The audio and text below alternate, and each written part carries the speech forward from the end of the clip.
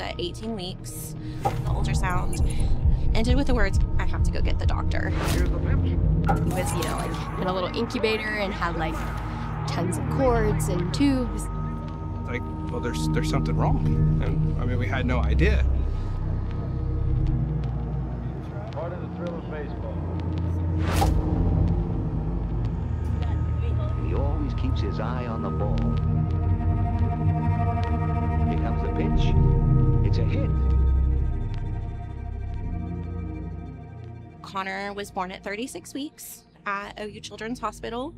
I don't think I've ever seen so many people in a delivery room. It was just crazy, like how many different doctors and nurses and different people were in that room assisting him.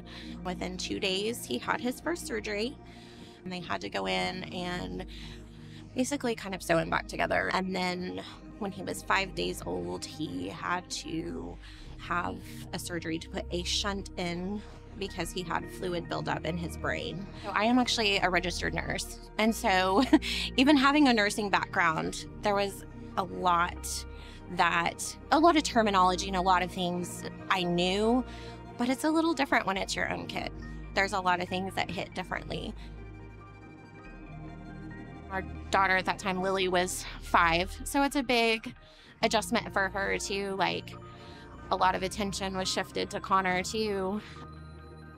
I kind of started out looking for other families that maybe were sharing this medically complex life, or even other spina bifida families. And we actually were connected to another family. Their son had spina bifida, and he was actually the same age as our daughter. So they, in turn, actually kind of referred us to CHF. We first kind of got acquainted with the organization through their dance marathons. Through that, we then just kind of met some other families through that. So that's a big part of our village, I would say, is like CHF and other organizations that families like share that common bond. There's orthopedic issues, there's like kidney and bladder issues, there's mobility issues. CHF helps to provide funding and resources to be able to have all those doctors and resources available and locally. Some of the doctors that Connor uses, if we had to switch neurosurgeons all the time, it's extra anxiety that it puts on our family because, you know, we've used one neurosurgeon, and there's some kids that have specialties that Oklahoma doesn't provide, you know, that they do have to go out of state. If his shunt quits working, he gets sick really fast, and it's very dangerous. So just to have the hospital that close, or, you know, an ambulance that can get to our house and then get to a hospital quickly, is very important for us. I always knew growing up, you know, I wanted to be a dad. You know, I played sports. I wasn't very athletic, but I enjoyed sports, and so I played them anyways. There's this, you know, program that we go to that allows me to be in a wheelchair with him and to be able to like play sports with him. And he, you know, and I'm in the wheelchair too, which, you know, he gets kind of excited about that Dad's in a wheelchair. And so we'll play tennis, or we'll throw a football, or I think one time we did basketball in them. And then just having to do it differently, it's awesome.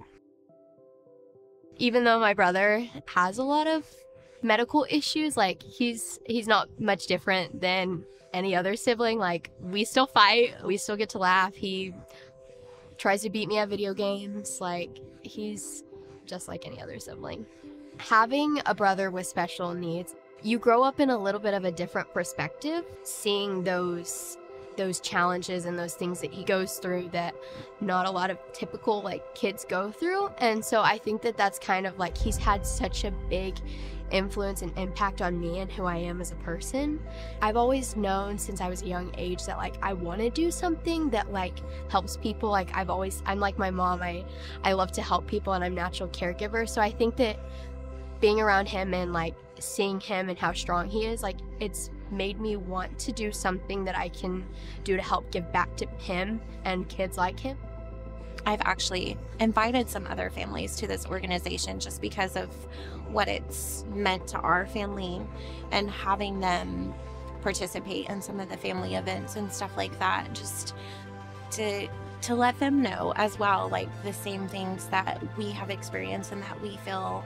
And, you know, sometimes that even, you know, goes even further. And that reach that this organization has just then goes even further.